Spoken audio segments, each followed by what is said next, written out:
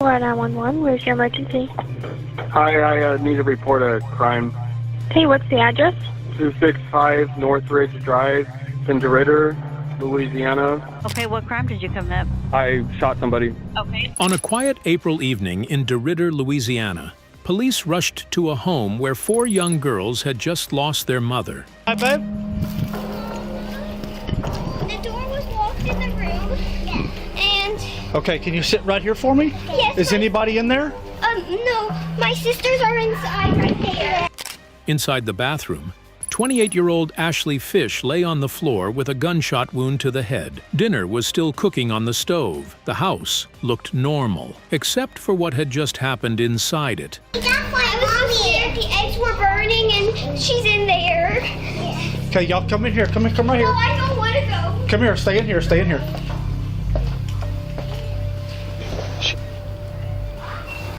Outside, her daughters waited with neighbors. Minutes earlier, the oldest child had quietly led officers through the door, straight to where her mother was lying. I don't think so. I don't know. Others find no one else inside, leaving them still in the dark about her. I didn't want to wait till you got here before I started trying to find an ID or anything. But the most unsettling part of the story wasn't the crime scene, it was the voice on the phone. Because the man who admitted to pulling the trigger was already gone by the time police arrived. At this moment, the caller hangs up, leaving officers worried he might be in immediate danger. From a relationship unraveling behind closed doors to the quiet clues that exposed what really happened that night. Welcome to Psyche Probe. Tonight we examine a case where the truth was hiding inside a home, and the people who led police straight to it were the ones who lost the most. Around 6:15 p.m. in Derrida, Louisiana, a man calls 911. His voice is calm, almost too calm. He says he needs to report a crime, then abruptly hangs up. 911, where's your emergency? Hi, I need to report a crime. Okay, what's the address? 265 Northridge Drive, in Derrida, Louisiana. Stay on the line while I get through to please hold with us. For dispatchers, that kind of call's alarming. Someone admits a crime, then disappears. Minutes later, Officer Josh Stanford pulls up to the house. What he finds outside stops him cold. 2 little girls are standing near the doorway. Officer Josh Stanford rushes to the reported address, unaware that he's only moments away from discovering a scene more disturbing than he could ever imagine.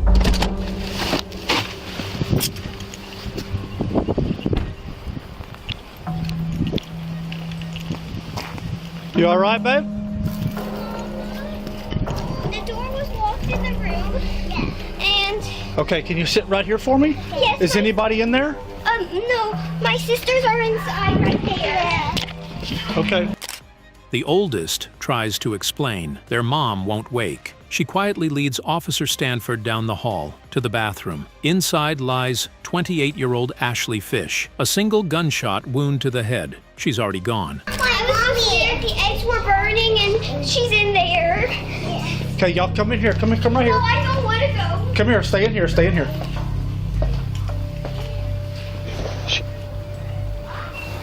(254) City. Neighbors rush over to help take the girls across the street. 4 daughters, all under the age of 10.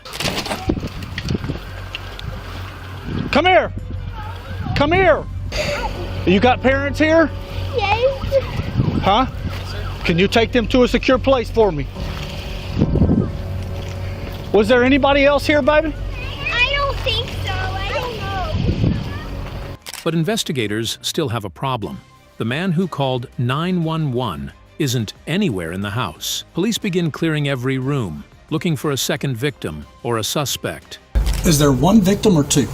I'm at Northridge. City, do I have one victim or 2? So we need to clear the rest of the house. I'm under the impression there was a male here too. Right. Police department! Quick! See, when Gladys was on the phone with him, I was under the impression there was a male subject that had been shot. Look out in the backyard. But the house is empty. No sign of a struggle. Just Ashley, alone in the bathroom. Officers start trying to identify the victim, and that's when one of them realizes something. He knows her. They'd further look into the victim's injuries and quickly realize there was almost no imminent struggle, leaving officers questioning whether the injuries may have been... Nobody else. You said kids were in the house? They're across the street. Ashley Fish. I'm assuming young based off of what I'm seeing here. I went to school with her. Did you?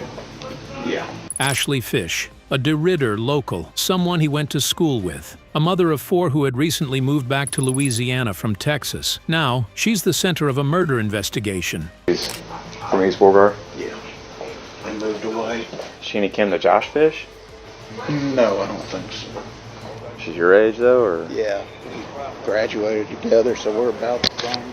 Detectives begin canvassing the neighborhood. Someone must have seen something. A neighbor's son says he noticed a black truck leaving Ashley's house shortly before police arrived. The only one that saw anything? My son, your son, the one that was mowing. He was mowing out here. Okay. What's your buddy? Detective Cool. Nice to meet you. Heard you kind of saw some stuff, just a little bit. Not much, but you seen some, something happen next door? Well, I was just mowing the lawn, and then I saw, like, the car of the whatever leave. Another neighbor checks their Ring camera, and the footage confirms it. A black pickup truck pulls away from the house, just minutes before the 911 call. Ring camera footage showing a black truck leaving Ashley's house just minutes before. Investigators now have their first real lead. Ashley had been seeing someone, a new boyfriend. His name is Tyler Durakowski. Seems fine. There was a truck. She had a significant other. She was going through a divorce, and they're legally separated, but he was here. The black truck was here. Yes, ma'am. Do you think he shot her?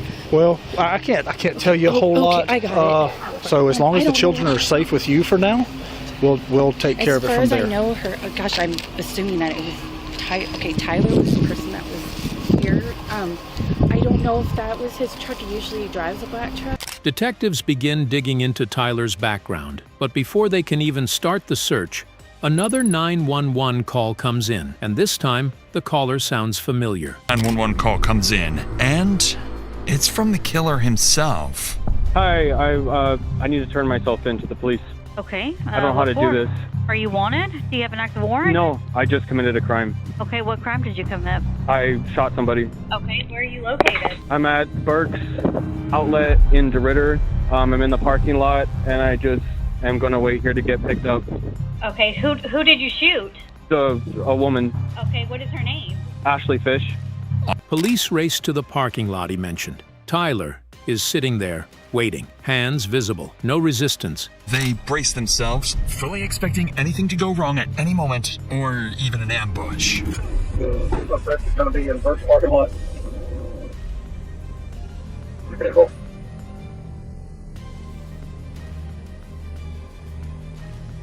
Okay, so the easiest way to do this is sit down on your foot and just turn your leg in, okay?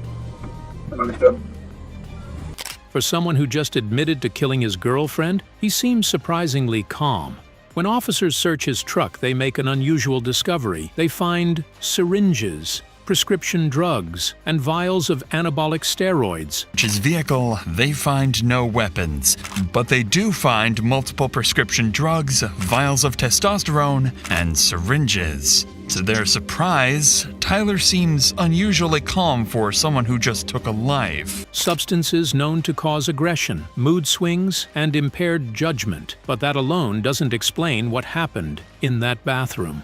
They do find multiple prescription drugs, vials of testosterone, and syringes. Further look into the victim's injuries and quickly realize there was almost no imminent struggle, leaving officers questioning. At the station, Tyler begins telling his story. According to him, Ashley pulled the gun first. He says they were arguing, that it went off accidentally during the fight. Self-defense. That's his version. I feel like giving a statement just because I'm here. I don't know how long I wait for a lawyer to get here or whatever, but I just wanted to talk about what happened, tonight. So I don't know if that's the woman and I had an altercation with a loaded weapon, and she had a bullet in her head.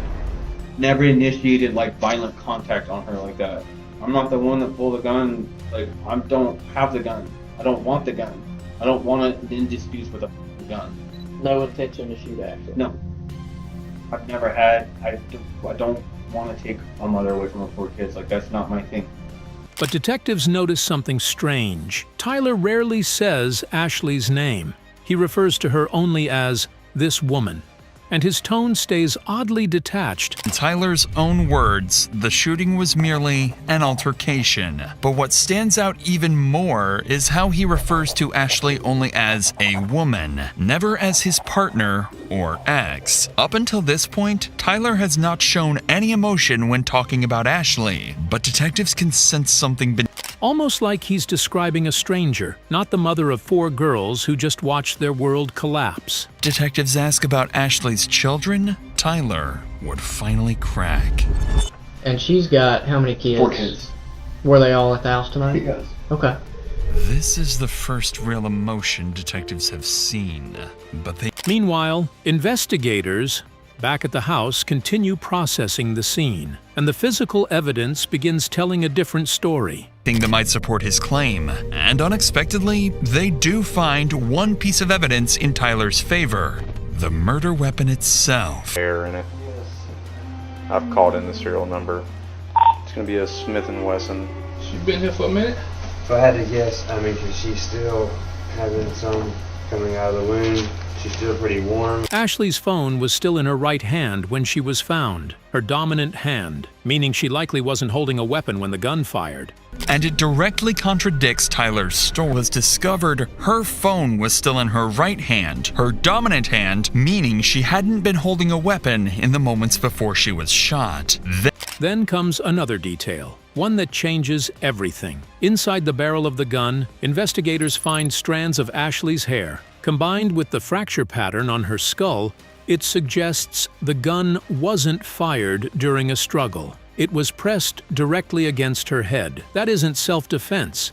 That's an execution. Ashley's hair was found inside the barrel of the gun. Combined with skull fracture patterns, it proved the weapon had been firmly pressed against her skin when fired. This wasn't self-defense. This was a cold-blooded execution. This was exactly what detectives... Armed with the new evidence, detectives return to the interrogation room. Tyler continues insisting the shooting was accidental, that he was fighting for his life. Detective Cooley re-enters the room, and this time, he's ready to confront Tyler about his story. But to the detective's surprise, his controlled demeanor has disappeared. I've never had someone do that to me. I've never had someone get that mad at me that they load a weapon in their house. The kids were asleep, it was 2 nights ago, and she cocks it back and she's standing there like all cocky looking at me like she's gonna, like she knows what she's gonna do with it. I guess, is it fair to like say I was afraid for my life though? Yes. But the more he talks, the more the story begins to unravel. Detectives learned the relationship between Ashley and Tyler had been deteriorating for weeks. Ashley wanted him to leave, for good. And so our relationship was really falling out here. I've been in this relationship with you. This relationship has hurt me in a lot of ways. I've sacrificed a lot of things. And for me to go and have closure, I think that like I'm just gonna let John know the whole truth. I think he deserves to know the truth. And I'm sorry, it was kind of an ugly ending for both of us, this woman and I. And just before the shooting, she sent a text message to her ex-husband, John. 3 words that now feel chilling. He won't leave. John later tells detectives that message worried him. For help. When I see that, he's calling, what runs through my head is great. We got some bull crap. We got some bull crap. They're in some kind of argument, and they're trying to drag. I text back, I'm not trying to get in y'all's drama. That's when she texts, he won't leave, I know. As soon as I got that, when I actually looked and seen that he's not leaving, I called. She's like, hello. And the first thing I go, what's going on? He's mad because he's... But he never imagined it would be the last time Ashley would reach out. I texted her, said, talk to my kids, please, at 6:55. I just couldn't get a hold of her, and I was like, this is weird. This is just, you know, it was just odd. This is the moment. At 6:55 p.m., John lost all contact with Ashley, and with it, the hope of ever rebuilding a future with her. By the time police arrived at the house, Ashley had already been dead for nearly an hour. Still in the dark about who the caller really is. They'd further look into the victim's injuries and quickly realize there was... Detectives continue pressing Tyler about the timeline, but eventually, he realizes something. His story isn't working. Saying that to do something, dig myself in the grave, like, oh, the past, he never saw it happen and now she did it. That sounds like bullshit. No, she did it though. I'm a man. I'm a lot stronger than her. I was aggressive, but it was like... And the more he talks, the worse it sounds. Suddenly, Tyler shuts down. He refuses to answer any more questions. Says he wants a lawyer. No one's here. I understand that Ashley's not here either, and I'm trying to process that shit right now. But what we're going to do is we're going to refrain from any more questions. Understood. If you feel compelled to re-engage or say anything, you are more than welcome. I know you guys are counseling me right now and I'm appreciating it, but I need someone else. It just feels like it's like... The interrogation is over, but by then, detectives already have what they need: the forensic evidence, the text messages, and the timeline that places him inside the house tells the whole story. In court, Tyler Durakowski is convicted of second-degree murder and child abandonment. He receives life in prison with no chance of parole. That Tyler refuses to answer any more questions until his lawyer arrives. But with the evidence stacked against him, Tyler would ultimately be charged with second-degree murder and 4 counts of child abandonment. He would go to trial maintaining that he acted in self-defense, but the state's case would be overwhelming. Tyler would be found guilty on all charges and sentenced to life in prison with no chance of parole.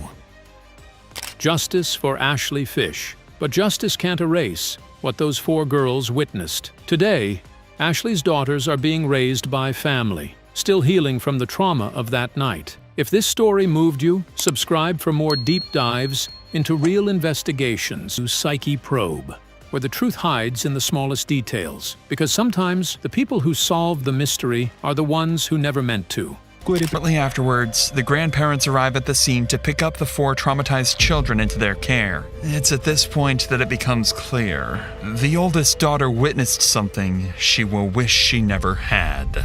I've got some grapes and some strawberries. Yummy. Yummy. It's the moment. At 6:55 p.m., John lost. Ashley was a loving mother, incapable of harming anyone, and she deserves justice.